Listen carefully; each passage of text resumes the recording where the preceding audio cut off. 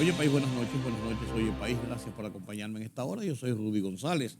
Como cada noche, aquí por Colorvisión y otras plataformas de la televisión dominicana para conversar sobre los temas de interés. Hoy tengo un programa especial, muy especial porque voy a dedicar el programa a conversar sobre la economía nacional, sobre la economía regional, sobre la economía mundial.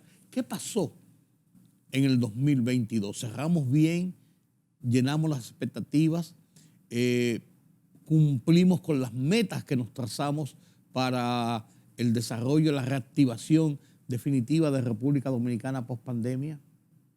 ¿Qué esperamos para el 2023? Este escenario, ¿qué nos representa? ¿Cómo vamos a salir a camino de un año preelectoral? En un año también con las precariedades de la economía, con las tensiones de la guerra, con las tensiones de los precios de los combustibles, del petróleo, con muchos retos por delante, un turismo en crecimiento, unas inversiones extranjeras en crecimiento, nuevos proyectos que se lanzan para este año, las exportaciones aumentando, o sea, con toda una gama de retos para mantener y consolidar y aumentar de cara al desarrollo dominicano. Converso esta semana con Henry Gebrard, economista, un economista francés que se ha aplatanado en República Dominicana y que conoce mejor o como nadie lo que es el desarrollo, estas intríngulis de la economía y las finanzas en este país. Converso con Henry Gebrard sobre estos y otros temas de la economía después de la pausa.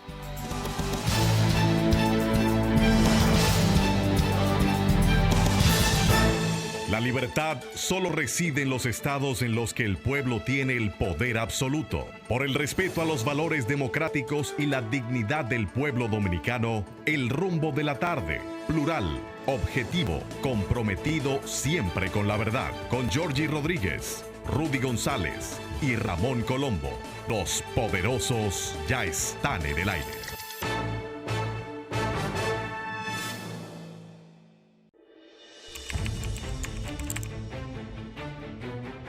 Periodismo de investigación, columnas, opinión, análisis, reportajes de fondo. Hora por hora, una completa plataforma multimedia. Periodismo con valor. Noticias horaporhora.com.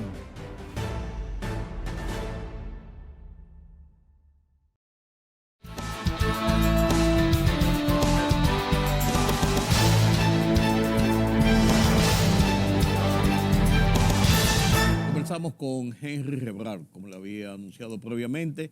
Vamos a hablar de economía nacional, de economía regional, de economía hemisférica, de economía internacional, su impacto sobre el desarrollo de República Dominicana, su impacto sobre la recuperación post-pandemia de nuestra nación. Comenzamos el 2023, un año de muchos retos, como todos los años, pero este tiene un toque especial. El seguimiento de la recuperación de la economía en muchos renglones. Buenas noches, Henry, gracias por acompañarnos nueva vez. Buenas noches, muchas gracias por la invitación de nuevo. Bueno, la primera de este año. Que como tiene 12 meses, esperamos que sea más. Le falta todavía mucho para el año 2023. Henry, ¿y cómo fue el final ya con todas las cifras completas, no de mes por mes, de sector por sector, de República Dominicana en la economía, y cómo esto nos coloca de cara al 2023? Bueno, mira, es interesante la pregunta. La película del 2022 pudo haber sido mucho peor. Se tomaron buenas decisiones. Pero cuando tú ves un poquito más en el detalle del fin de año, pudo haber terminado quizá un poquito mejor. ¿Qué pasa? Es que obviamente el año pasado el mayor problema que tuvieron que enfrentar las autoridades aquí, como probablemente en todos los países a nivel mundial, ha sido el tema de la inflación. Inflación que ya causó estragos en el 2021 y que, por supuesto, la guerra en Europa, la guerra en Ucrania, agravó la situación de la inflación. Producto de esto, dos consecuencias. De un lado, la inflación ha estado causando un problema terrible a los hogares dominicanos porque han subido los precios, pero no han subido los salarios. Entonces, el poder adquisitivo ha sido muy afectado. De hecho, se ha visto como en el último trimestre del año el modo de consumir, la cantidad, obviamente, que consume, pero también el modo de consumo ha cambiado y eso afectó a la economía. Y por encima de esto, el mismo remedio que se usa tradicionalmente para enfrentar la inflación, que es subir las tasas de interés, que recuerda que a final del año 2021 la tasa estaba en 3%, que fue donde había caído para ayudar a la economía frente al COVID, y terminamos en 8.5. Por dicha, ya llevamos 3 meses con la tasa congelada.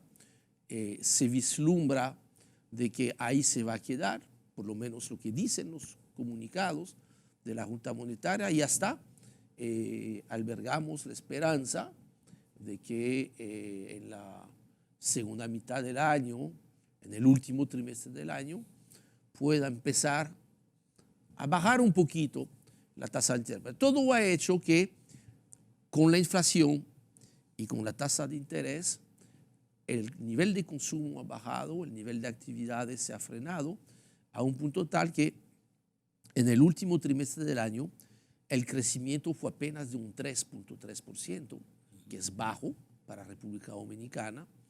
Y eso lo vimos en 2 sectores principalmente. Uno que es el sector manufacturero, que tuvo un crecimiento negativo, si recuerdo 3 puntos, algo negativo, que eso es malo, pero que es entendible porque ha habido este problema de falta de demanda.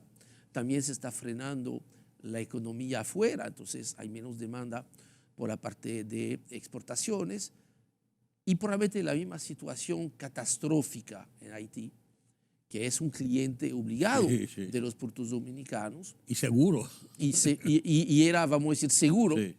Esto ha implicado que, fíjate, la producción nacional haya bajado, y otro sector quizás más importante por su peso relativo dentro de la economía, porque es probablemente el o el segundo sector de mayor importancia, que es el sector de la construcción, se cayó prácticamente un 6% en el último trimestre. Tú mencionaste algo que me quedé dándome vuelta en la cabeza en el inicio de tu exposición, indicando que han subido los precios de los alimentos, han subido los precios, pero no así ha subido el salario. Entonces, mi pregunta es la siguiente. Si el salario sube, no hay forma de bajarlo nueva vez porque la ley lo impide, solamente con el despido de la gente. Pero el tema de los precios podría tener un control mayor que el tema del salario.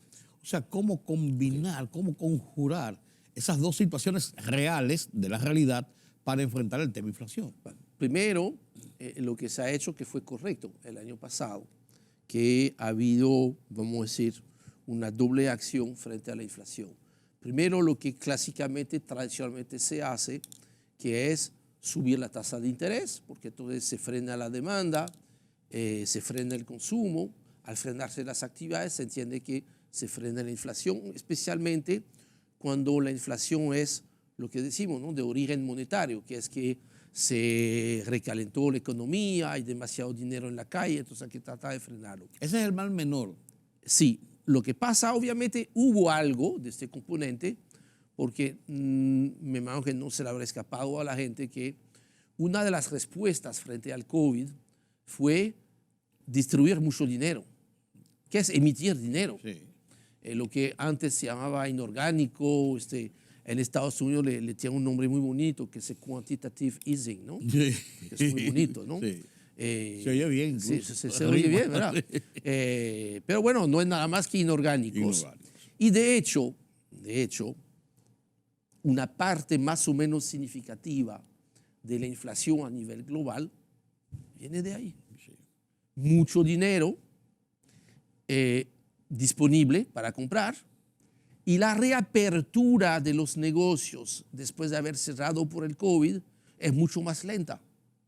Es lo que creó ese desfase entre mucha demanda, poca oferta, inmediatamente te suben los precios. Sí. Pero también, y agravado por la situación, ¿no?, de Ucrania, inflación importada por inflación de costos, los precios de los energéticos, y ni tanto el petróleo, que de hecho si el petróleo llegó a cotizarse por encima de $120 en mayo-junio del año pasado, terminó el año entre $75 y $80. Incluso más o menos estable, subiendo y bajando, pero muy pocas cosas. Y volvió a su situación previa a la guerra en Ucrania.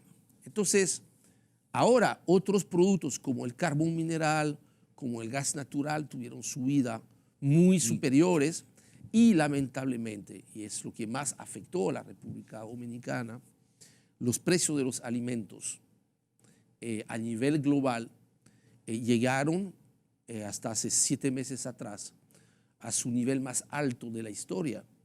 A partir de ahí han ido bajando y vemos esta tendencia que es positiva, que el precio de los alimentos ha ido bajando a nivel global, aunque no aquí en la República Dominicana, porque hay una situación interesante.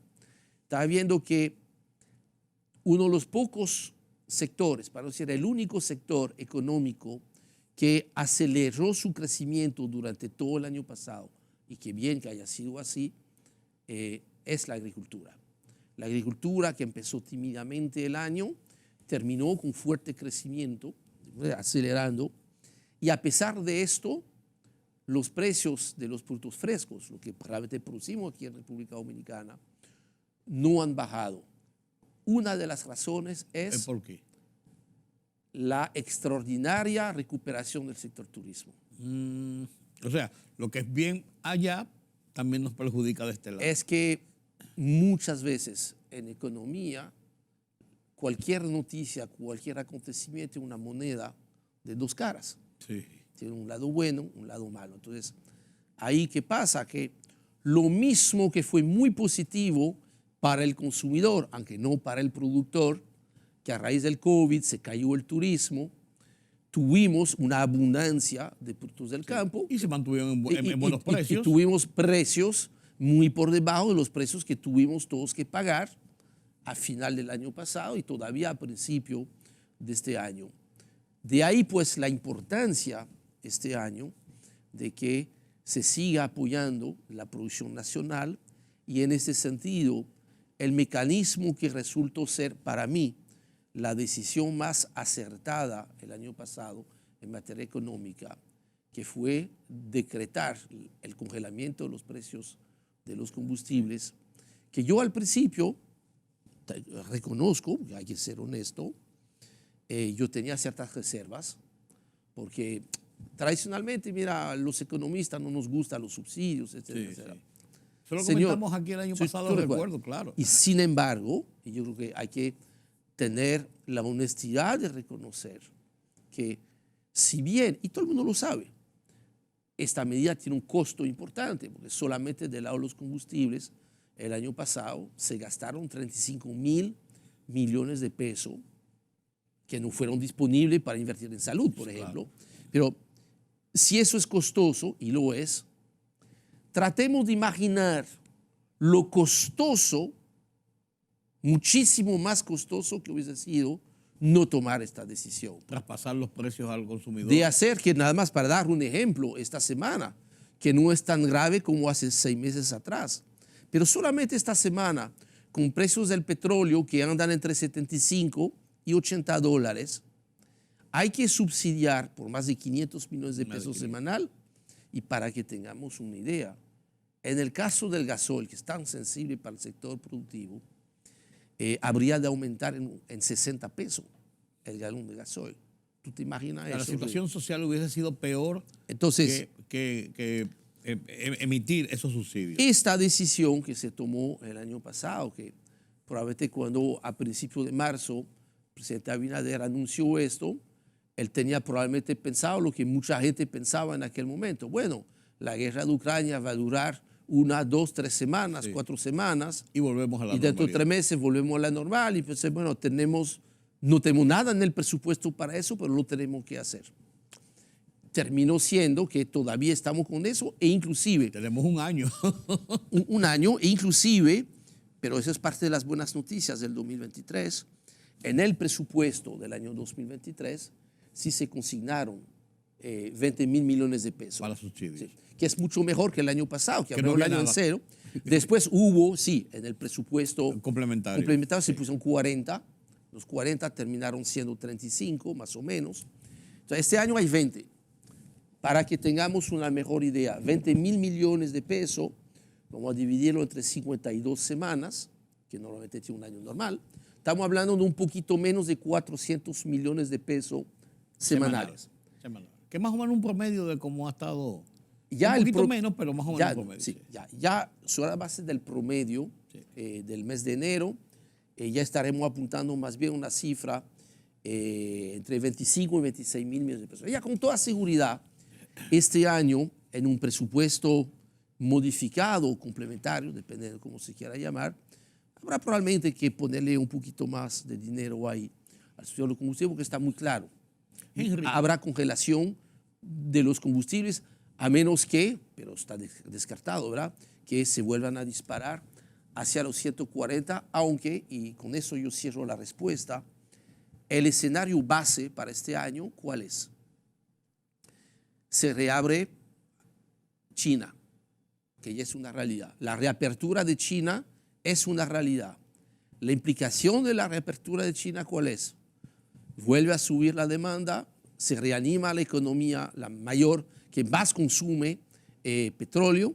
Eso quiere decir que los precios del petróleo, lo más probable, vuelvan a subir y que terminemos el año más cerca de 100 que de $80. Por lo que, pero no tenemos que alarmarnos, por lo menos del lado del subsidio, porque eso está Cuasi provisto. La discusión no va a ser como algunos, mira, yo sé, algunos han querido plantear la discusión de que por qué no están bajando los combustibles. No están bajando porque no van a bajar.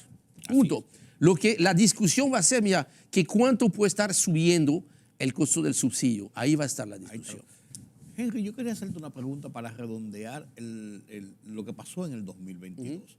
Los economistas normalmente, y los organismos internacionales que vigilan el desarrollo de las economías del mundo, de los países, de las regiones, trazan metas y trazan proyecciones.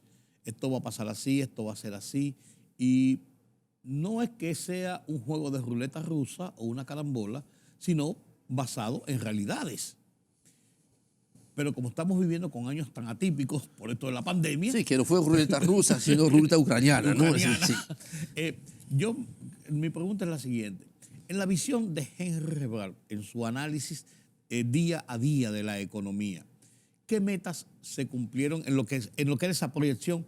¿Qué metas no se pudieron cumplir? ¿Por qué una y por qué otra?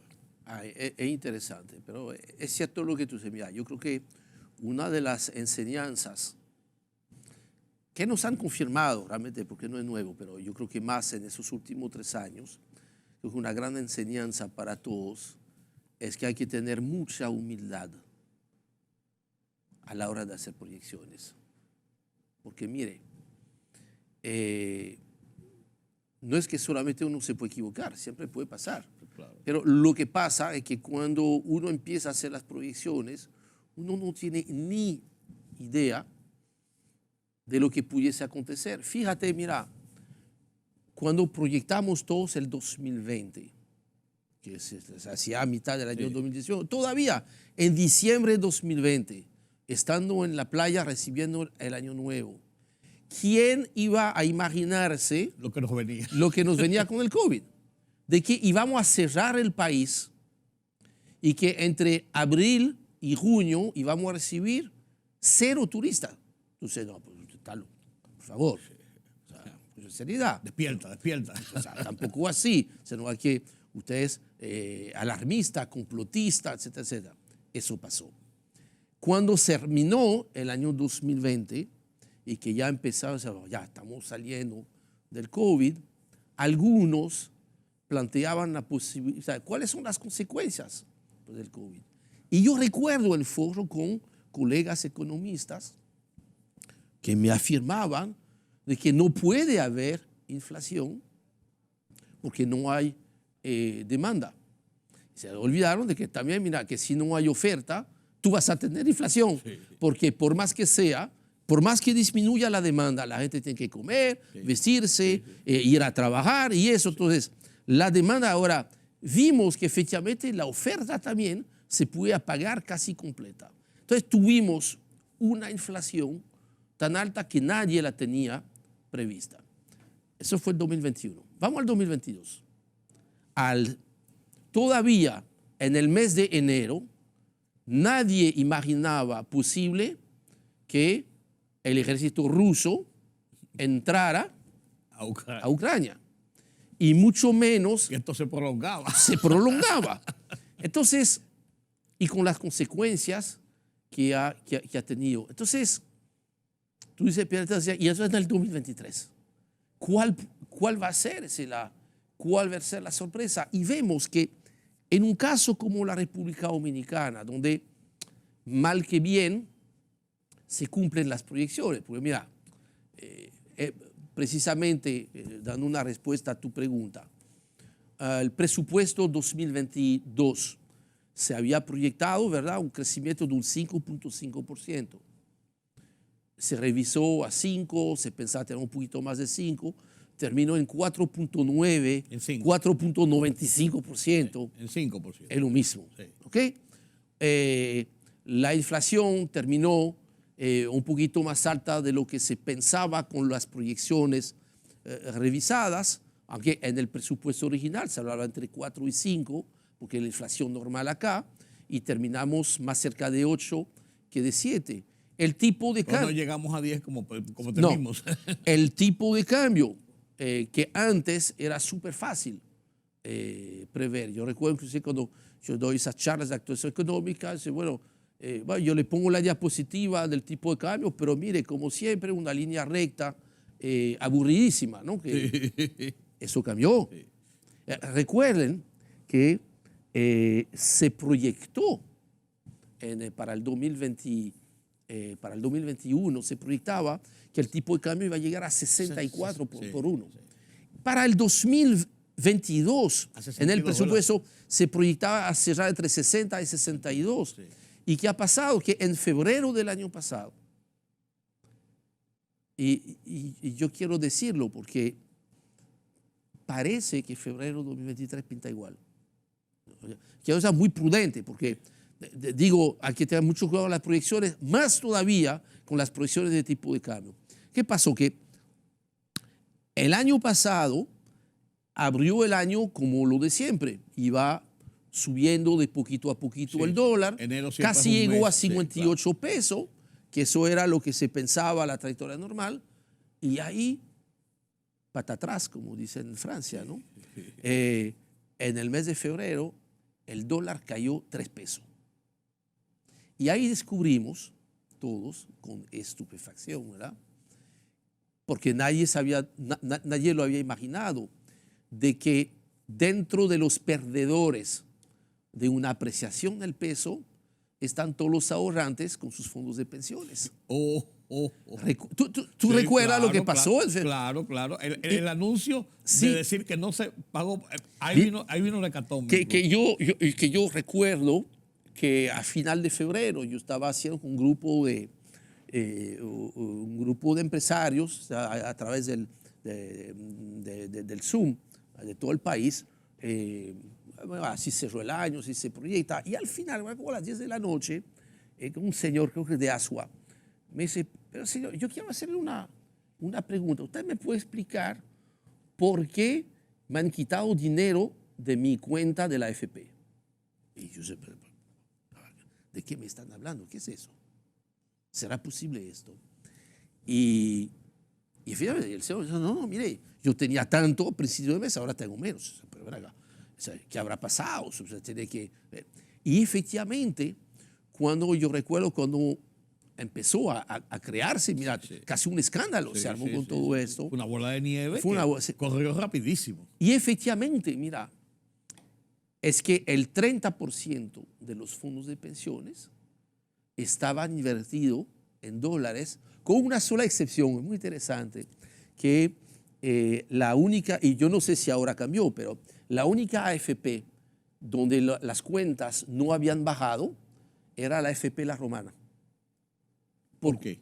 Porque no tenía todos los fondos estaban invertidos en peso. En pesos. No había inversiones. Ahí no había un No, desequilibrio. o quizá había un poquito, pero no en esta proporción del 30%. Entonces, vimos como el tema del tipo de cambio, que inclusive hasta el mes de agosto terminamos en 53 pesos, a un punto tal que, y yo recuerdo que yo escribí un artículo en aquel momento, ¿no?, que decía apreciación del peso, es bueno el cilantro, pero no tanto.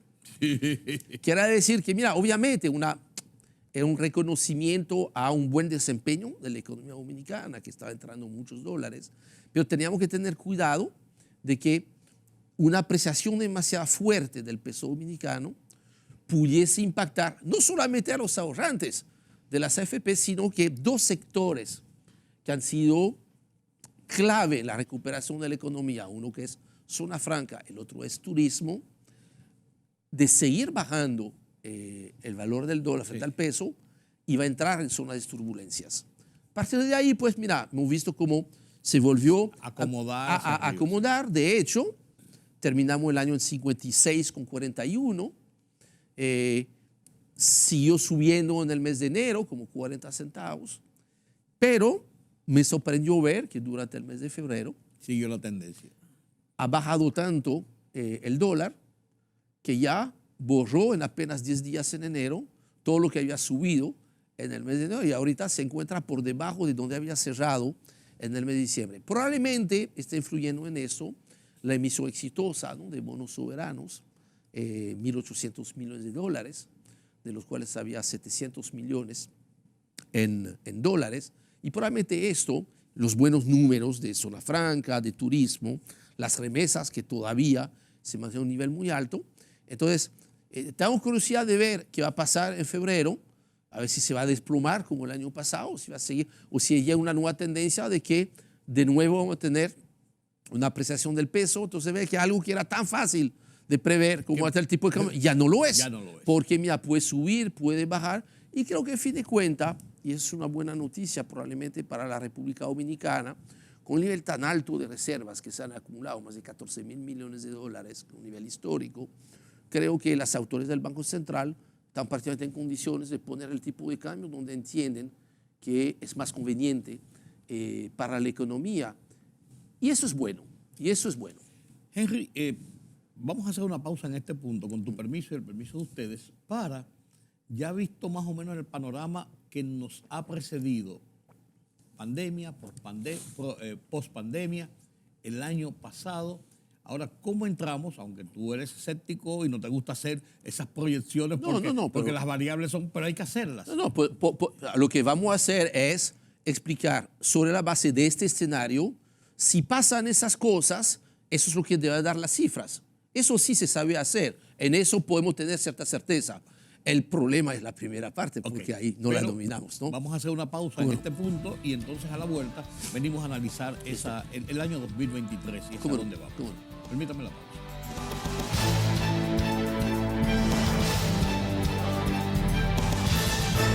La libertad solo reside en los estados en los que el pueblo tiene el poder absoluto. Por el respeto a los valores democráticos y la dignidad del pueblo dominicano, El Rumbo de la Tarde, plural, objetivo, comprometido siempre con la verdad. Con Georgie Rodríguez, Rudy González y Ramón Colombo.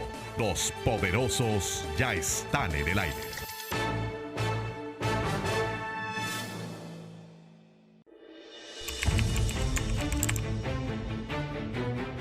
Periodismo de investigación, columnas, opinión, análisis, reportajes de fondo.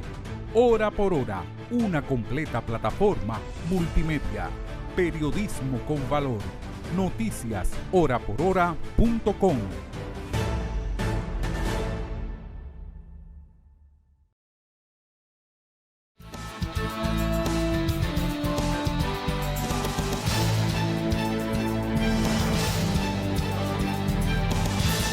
Gracias por continuar con nosotros aquí en este conversatorio que no tiene desperdicio, señores, con Henry Rebral. No solamente por lo didáctico de sus explicaciones, porque a veces cuando nos topamos con los economistas y nos hablan de fulano de tal, de Stiglitz, uno a veces se queda con el deseo de haber aprendido y se queda con nebulosas porque no sabe si lo que entendió era lo correcto.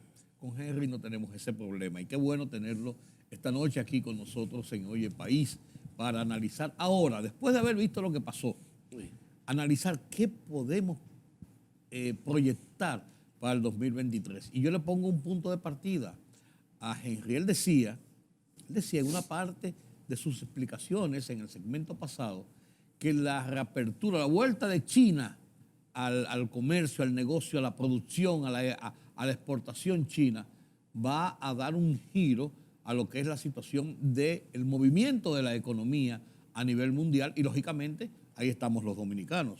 Sí, por eso, mira, para mí, un valor bajo del petróleo, que aparentemente es una buena noticia para la República Dominicana. ¿Por qué? Porque cerramos el año pasado con un consumo equivalente a 75 millones de barriles de petróleo y derivados, un récord. Es una cantidad muy grande. Muy grande. Eso quiere decir, y ahí la matemática es sencilla, por cada dólar, por cada pobre dólar que sube el barril de petróleo, se te incrementa la factura petrolera en 75 millones de dólares. Sí. ¿Qué son 75 millones de dólares? Vamos a multiplicarlo por 60 pesos para hacer una cuenta rápida. Sí. Estamos hablando de entre 4.500 y 5.000 millones de pesos por solamente $1 de variación del petróleo. Mucho dinero. O sea, eso quiere decir... En una economía como la nuestra eso es demasiado. Esto te quiere decir que, para mí, los tres precios más importantes en la economía dominicana son el tipo de cambio, lo hemos hablado, la tasa de interés, porque es el costo del dinero, y por supuesto el costo del petróleo, porque de ahí se deriva todo el tema de la energía, la que necesitamos para producir electricidad o la que necesitamos para movernos con los combustibles, para producir, porque necesitamos energía. De hecho, una sola regla sencilla en economía. ¿Cuál es? Si tú quieres que crezca tu economía, tiene que crecer tu energía. Si no hay crecimiento de la energía, no hay crecimiento económico. Y si no hay energía, no hay economía. Entonces, el tema energético es vital. Es vital. O sea, nadie puede crecer su economía si decrece su energía. Lo que ocurría aquí en el pasado. Que no se invertía para el futuro en energía y se quedaba estancado o se reducía. Yo creo yo sé que el sector eléctrico es un sector de muchas malas noticias, de muchos problemas, todavía muchas tareas pendientes de resolver. Ahora bien, no debemos de esconder dos excelentes noticias. ¿Cuáles son? Y vienen ambas del lado de la generación. Primero, lo que tú dijiste, han habido muchas inversiones privadas, también públicas. Sí. Hay mucho que hablar sobre esta, pero está ahí, Punta Catalina está produciendo electricidad. Después todo lo demás no tiene que ver probablemente con economía, sino con otras cosas, así que yo no voy a hablar de esto. Pero la realidad, su impacto en la economía... Esta inversión en generación ha permitido un incremento tal en la disponibilidad de energía que permitió acompañar el crecimiento económico que no hubiese sido posible este crecimiento tan vigoroso sin estas inversiones que se hicieron en el sector eléctrico del lado de la generación, tanto sector privado como sector público. Pero además de esto, quizá más importante es lo siguiente, es el cambio extraordinario que se logró y un resultado del cual todos nos tendríamos que felicitarnos. Es el cambio en la matriz de generación eléctrica. Hace 4 años atrás, todavía, más de la mitad de la generación eléctrica era con fuel oil. Sí, con Bunker C, sí. En el año 2022 y para el 2023, la cuenta completamente diferente. A la inversa. 40, 30, 20, 10 es la nueva matriz. Sí. 40% de gas natural. Ha sido extraordinario este proceso de conversión que se aceleró el año pasado. 30% es carbón. 20%, hay un 70% entre esos dos. 20%, escuchen bien, energías renovables. 20%. Y dentro de este 20% ya las energías renovables no convencionales. O sea que sacando la hidroelectricidad ya es un poquito más del 11 y la electricidad un poquito menos de un 9. Eso quiere decir que ya tuvimos por primera vez en la historia dominicana, en varios meses del año pasado, generamos más electricidad con la parte solar, eólica y biomasa que con el mismo fuel oil. La generación a fuel oil se va a quedar en un 10%. En los últimos meses subió un poquito porque hubo trabajos en algunas plantas de gas, pero eso nos muestra un dato muy relevante. Si tú comparas 2011 con 2021, para tomar un tiempo largo, 10 tiempo largo, todo es relativo, 10 años. Si tú tomas 10 años y tú ves lo que ha pasado con el precio del petróleo y el precio y el costo de generación o el precio al cual las distribuidoras están comprando, es muy interesante ver que mientras el costo del petróleo, del fuel oil, bajó un 10%, el costo al cual las distribuidoras están comprando de las generadoras bajó un 30%. Oh. ¿Qué nos dice esto? Nos dice dos cosas. Que primero, haber logrado ese cambio en la matriz de generación permitió bajar el costo de generación y quizás igualmente importante, este ahorro en el costo de generación no se quedó completamente del lado de la generación, sino que se dio también traspasado a la distribución. Que eso era absolutamente necesario porque en el mismo tiempo, prácticamente 10 años, una tarifa congelada en peso dominicano, lo cual quiere decir que por la devaluación del peso, el precio de venta pasó de 20 centavos de dólar a menos de 14 centavos y que en algún momento, pues que ese es uno de los grandes retos, los problemas todavía. Hablamos mucho de subsidio a los combustibles, para no hablar del subsidio a la electricidad, y ahí está feo.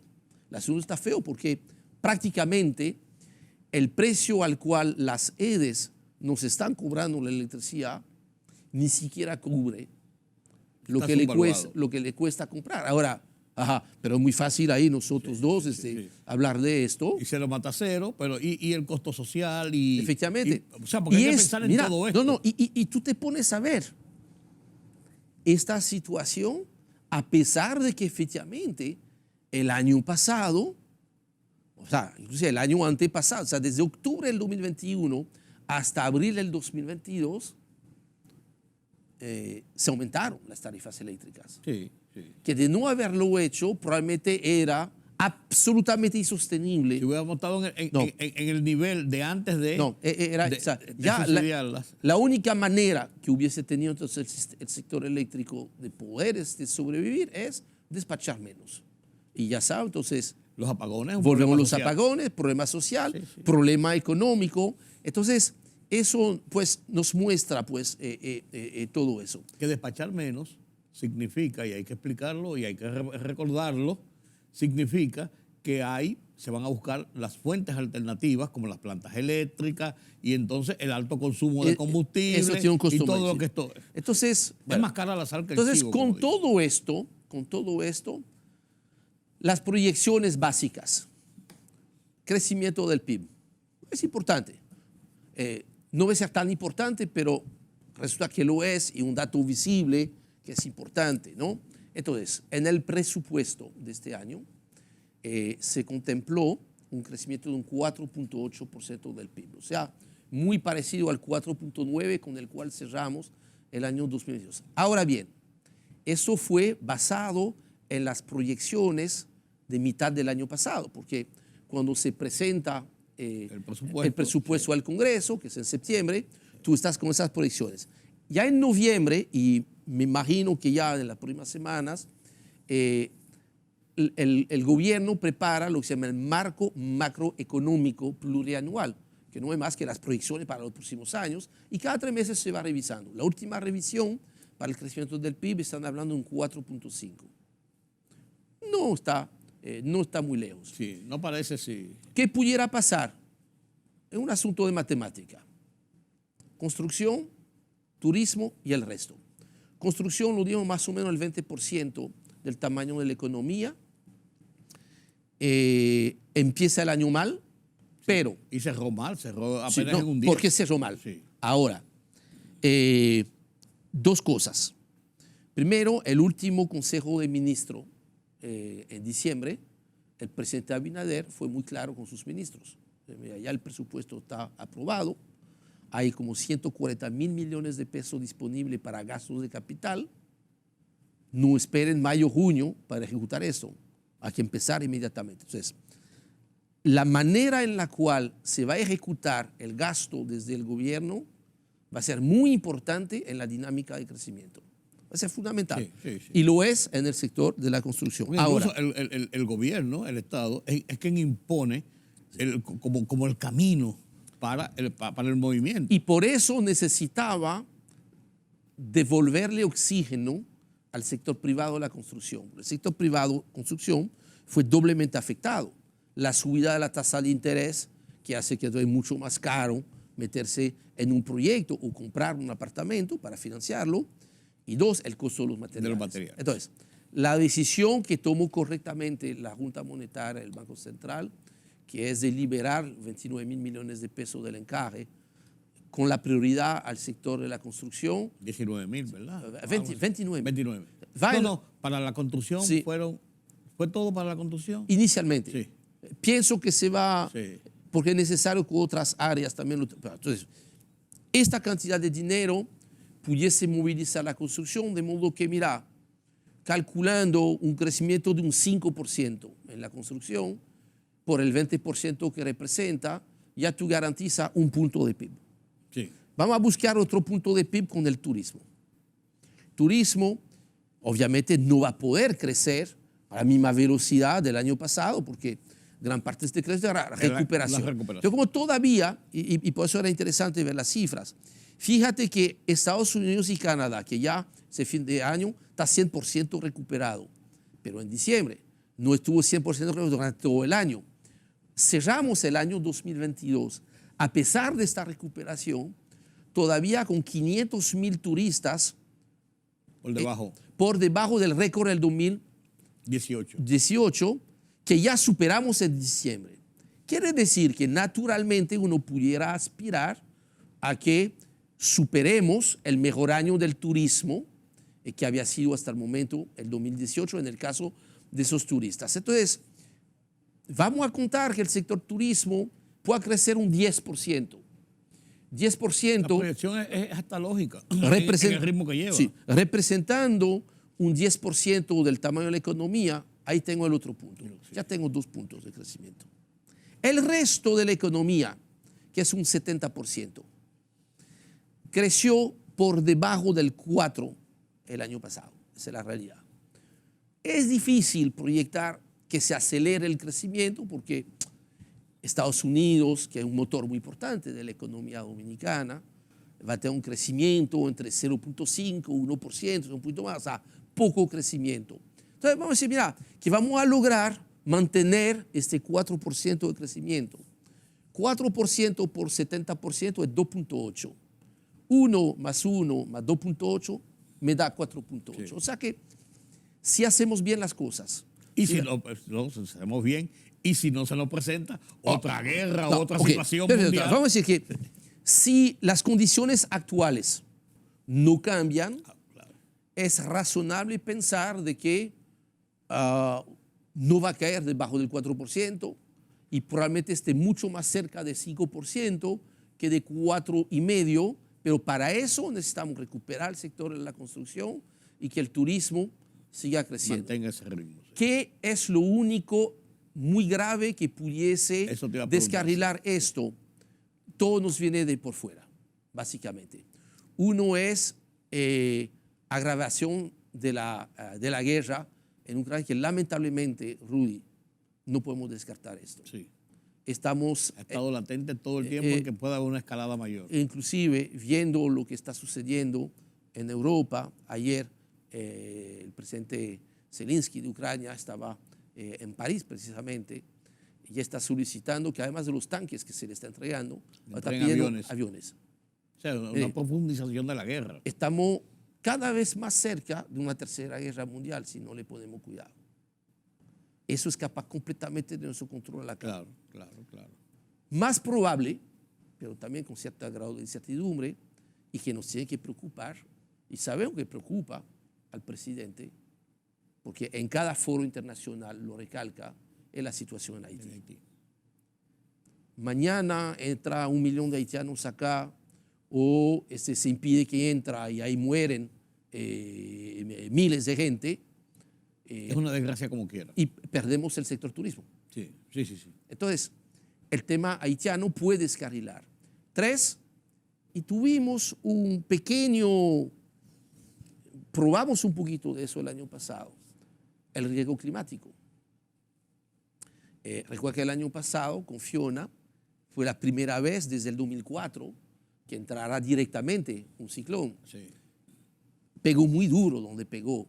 La gente quizás no se haya dado cuenta porque aquí en Santo Domingo no se sintió, pero donde ha pasado, ese sitio como Bayahíbe fue terrible.